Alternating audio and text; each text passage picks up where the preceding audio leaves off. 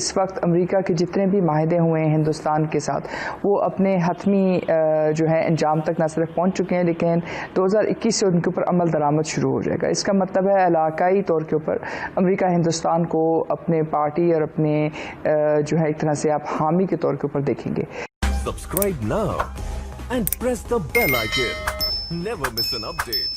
سوال یہ پیدا ہوتا ہے کہ 2021 میں پاکستان کے لیے جو خارجی محاذ پر جو چیلنجز ہیں وہ کیا ہیں اور کس طرح سے پاکستان کو ٹیکل کرے گا.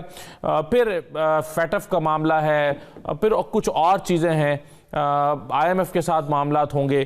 تو ہم دیکھیں گے کہ آج کے پروگرام میں کہ پاکستان کو کس ملک کے ساتھ تعلقات کو بہتر بنانے میں ذرا مشکل کا سامنا کرنا پڑے گا, کون سے نئے بلاکس بن رہے ہیں, پاکستان کہاں کھڑا ہے.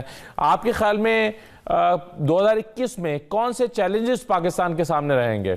دیکھیں 2021 جو ہے بڑا اہم سال ہوگا پاکستان کے لیے اور پاکستان کی خارجہ پالیسی کے لیے, کیونکہ اس وقت پاکستان کو کچھ فیصلے کرنے ہوں گے. سر فہرست تو یہ ہے کہ پاکستان امریکہ کے ساتھ اپنے تعلقات کو کتنی حد تک استوار کر سکے گا.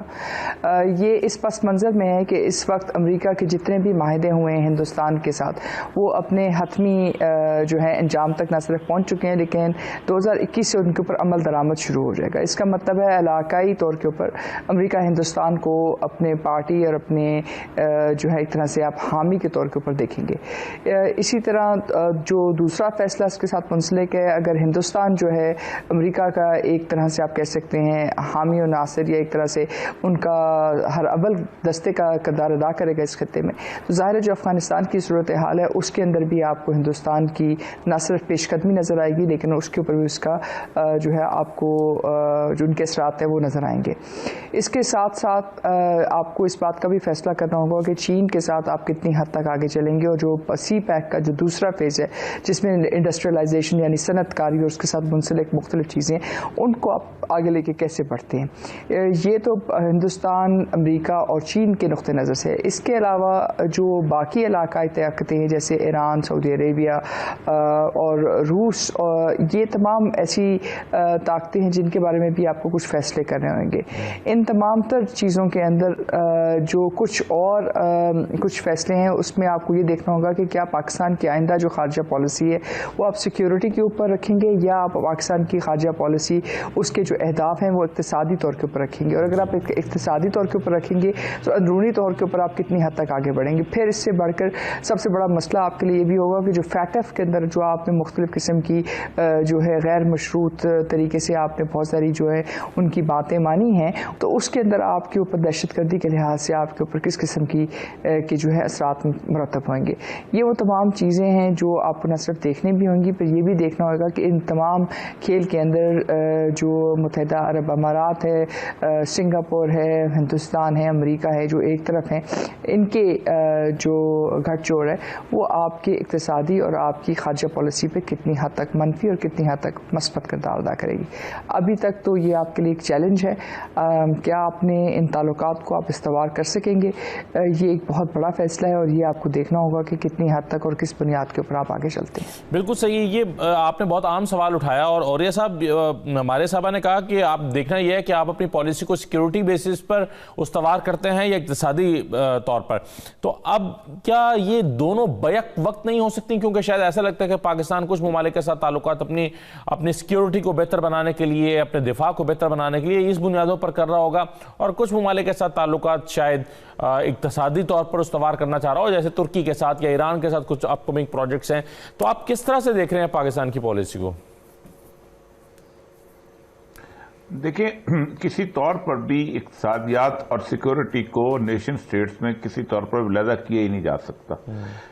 بڑی زبردست قسم کے انہوں نے 15-20 سوالات جو ہیں وہ رکھتی ہیں ہم سب کے سامنے, اور خود بھی ظاہر بات ہے ماشاءاللہ اس کا جواب دینے کے اہل رکھتی ہیں. ظاہر بہت بڑے ایکسپرٹ ہیں, ان کے پاس سوال کا جواب بھی موجود ہوگا کہ پچھلے سال نومبر میں جو انڈو پیسیفک جو ان کا اسٹریٹجی آئی ہے, اور اس کے بعد انہوں نے جو ان 15 ملکوں کو اپنا الائٹ صور کیا ہے, اور پھر جاپان اور آسٹریلیا اور انڈیا کا ایک خاص معاہدہ بنا کے بلاک بنا کے اور اس چائنا کی کنٹینمنٹ کے اوپر صورتحال کی ہے. تو یہ بیسیکلی ہے تو سیکورٹی پیکٹ, لیکن اس کی انڈر لائنڈ انڈر کرنٹ سارا کچھ اقتصادیات ہے.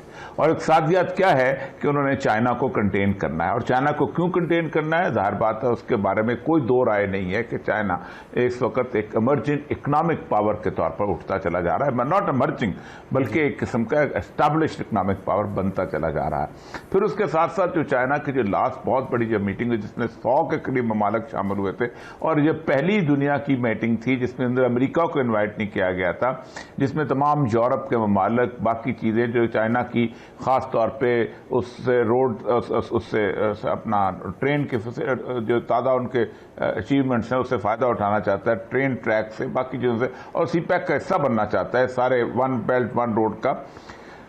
اس سارے سینیریو کے اندر ایک بات یاد رکھیے کہ پاکستان 2021 میں فیصلے کی پوزیشن میں آئے گا کہ اس نے کس طرف جانا ہے, اور صرف پاکستان نہیں اس پورے ریجن کے اندر لوگوں کو فیصلے کرنے پڑ جائیں گے کہ انہوں نے کس بلاک کے ساتھ کھڑا ہونا ہے.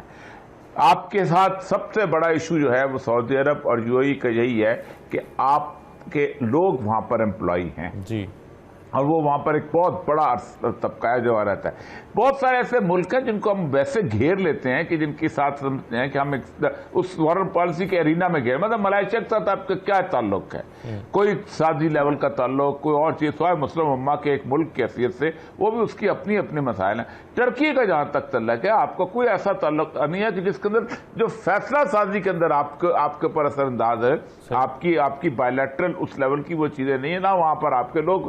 آپ کو فیصلہ بیسیکلی کرنا پڑے گا کہ آپ چائنا کے ساتھ رہتے ہیں, اور وہ آپ کو رہنا پڑے گا کیونکہ اور کوئی راستہ نہیں ہے. انڈیا کا بلاک وہاں پر شفٹ ہو چکا ہوا ہے. افغانستان کی انہوں نے بڑی زبردست بات کی کہ وہاں پر کیا صورتحال ہوگی اگر افغانستان میں ایک ایسی سچویشن پیدا ہوتی ہے اور آپ چائنا کے ساتھ کھڑے ہیں, تو پھر آپ کو پھر یہ نہیں ہونا پڑے گا کہ آپ سیٹو سینٹو کے رکن بھی ہیں اور ویتنام میں جا کے ووٹ بھی دیتے ہیں اس کے خلاف. پھر آپ کو اس وقت, کیونکہ یہ بہت نازک قسم کی کیفیت بنتی چلی جا رہی ہے آئندہ آنے والے سالوں کے اندر, اور آپ کو یہ بھی فیصلہ کرنا ہے کیونکہ بعض ہم برادر اسلامی ملک ایران کی بات کرتے ہیں, تو میں وہاں رہا ہوں کچھ عرصہ, وہ اس کے ساتھ بھی آپ کی کیا اکنامک ٹائز ہے کہ پڑوسی کے, اس کے علاوہ تو اور کوئی صورتحال نہیں ہے. تو ان ساری چیزوں کو آپ کو پہلے وزن پڑنا پڑے گا کہ معاشی طور پہ کون ہمارے لیے بہتر ہے, ایک اپنا اس کے ساتھ ساتھ اپنا سیکورٹی کے حساب سے کون ہمارے لیے بہتر ہے, اور باقی وزن کرنے کے بعد فیصلہ کرنا ہوگا. ایک چیز آصف درانی صاحب وہ یہ کہ ہم دیکھ رہے ہیں کہ کچھ پاکستان کی سعودی عرب اور یو اے کے ساتھ تعلقات میں کچھ سد مہری سی دیکھی جا رہی ہے. پھر ہم دیکھ رہے ہیں کہ سعودی عرب کی قربتیں کچھ اسرائیل اور انڈیا کے ساتھ بڑھ رہی ہیں. آپ کیا یہ جو بڑھتی ہوئی قربتوں کے مقابلے میں پاکستان, ایران اور ترکی کے ساتھ کے تعلقات کو بہتر ہوتا ہوا, یا اس کو اگر چلیں بلاک نہ کہیں, اتحاد کہہ لیں, یا ذہنی آہنگی رکھنے والے ممالک کہہ لیں, تو کیا آپ ان تینوں جو میں نے پہلے ذکر کیے کا مقابلہ ان تینوں ممالک کے ساتھ ایک بلاک کے طور پر دیکھتے ہیں؟ کیونکہ ٹرین کی بھی بات ہو رہی ہے کہ پاکستان اور ترکی اور جو تہران کی ٹرین ہے وہ ریوائیو ہو رہی ہے. جی دوانی صاحب. بہت شکریہ. پہلے تو میں یہ واضح کر دوں, یہ جو پاکستان ایران ترکی ٹرین ہے یہ ایکو کے پروجیکٹ کا حصہ ہے, تو اس لیے اس کو آپ کوئی اور نظر نہ دیں, کوئی اور معنی بھی نہ پہنائیں. اور دوسرا یہ ہے کہ سعودی اور جو یو اے ای کے جو جس طرح سے اب وہ سامنے آئے ہیں, اس میں خاص کر یو اے ای نے جو ابراہم ایکارڈ کیا ہے, تو اس میں ظاہر ہے ان کی اپنی کیلکولیشنز ہیں, سیکیورٹی کیلکولیشن زیادہ ہیں. ان کا ایران کے ساتھ جو رائیولری ہے اس کانٹیکس میں انہوں نے یہ جو اتحاد کیا ہے, اور ظاہر ہے وہ ٹرائبل سوسائٹی ہیں, تو وہ سوسائٹی جو ہے وہ اپنے مفادات کے لیے کسی حد تک جا سکتے ہیں, تاریخی طور پہ بھی ایسا ثابت ہوتا ہے. اور میرے نزدیک یہ ہے کہ یہ جو اتحاد, یہ نئے الائنس کی بات کر رہے ہیں جیسے ایران, پاکستان, ٹرکی, میرے خیال میں فی الحال پاکستان کی جو پالیسی ہے وہ یہ ہے کہ اگر مسلم ممالک کے درمیان کوئی تنازع ہوتا ہے تو اس میں کوئی سائیڈ لینے کے بجائے بہتر یہ ہے کہ آپ ایک پازیٹیو نیوٹرلٹی کا جو ہے رول ادا کریں. جیسے سعودیہ اور ایران کے کانٹیکس میں جب یمن یا اس سے پہلے جب سعودیہ کہ ایمبیسی جو ہے تہران میں جلائی گئی ارلی 2016 میں، تو اس میں یہ ایک بہت ٹینشن ہو گیا تھا. سعودیہ نے اپنے تعلقات اس سے منقطع کر لیے ایران کے ساتھ. تو پاکستان اگر سائیڈ لیتا تو اس سے یہ ہو جاتا کہ پھر پاکستان کی جو ایک ایز اے میڈیٹری رول ہے وہ بالکل ختم ہو جاتا. یہ میں اس لیے اس پہ ایمفیسائز کروں گا کہ اگر آپ جو ہے جس خطے میں اب ایران آپ کا ڈائریکٹ نیبر ہے اور جو ہے سعودیہ کے ساتھ آپ کے جو ہے وہ تعلقات وہ اسٹریٹجک نوعیت کے ہیں. اس وقت بھی آپ کے کوئی ڈویژن سے زیادہ فوجیں وہ سعودیہ کے اندر ہیں. پازیٹیو نیوٹرلٹی میں اس لیے کہہ رہا ہوں کہ سعودیہ کے یا یو اے کے اگر ان کی سیکورٹی کو تھریٹ ہوتا ہے تو ہماری طرف سے ان کو ایشورنسز ہیں. ایران کو ہماری ایشورنسز یہ ہیں کہ our territory will not be used against them. تو یہ ایک ہے. اور دوسرا یہ ہے کہ اگر ہم جو ہے سائیڈ لینے لگیں گے تو اس صورت میں پھر ہم اپنے آلریڈی تیسرا فرنٹ کھول لیں گے. Already our hands are full. ایک طرف افغانستان ہے وہاں انسٹیبل ہے اور وہ انسٹیبلٹی کی وجہ سے آپ کے لیے ایک جو ہے وہ ایک نازک صورتحال ہے. انڈیا کے ساتھ آپ کا آلریڈی جو ہے ایک فرنٹ ہے. تو 2 فرنٹ سچویشن آلریڈی ہے. اب اگر آپ کوئی پوزیشن لے لیتے ہیں اس کے اندر تو آپ تیسرا فرنٹ تو یو کی ناٹ افورڈ. تو کیا سر اس میں امپورٹنٹ چیز یہ ہے شاہد عارف صاحب کہ کیا اگر ہم ایران کے ساتھ تعلقات بہتر کرنے کی کوشش کرتے ہیں تو اس کا خود بخود مطلب یہ ہوگا کہ ہم سعودی عرب کے ساتھ تعلقات خراب کر رہے ہیں؟